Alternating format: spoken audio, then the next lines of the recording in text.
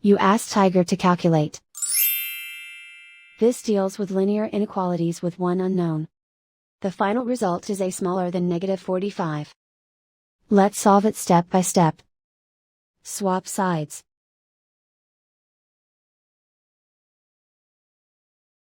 Isolate the a. Multiply both sides by 3.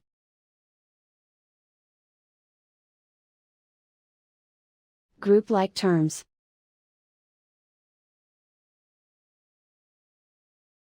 Multiply the coefficients.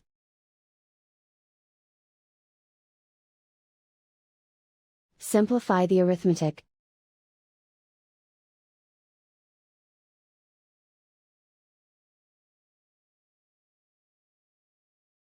Convert the a into a positive number. Multiply both sides by -1. Whenever you multiply or divide by a negative, reverse the inequality sign.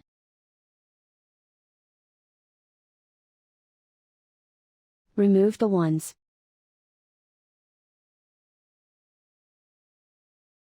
Simplify the arithmetic.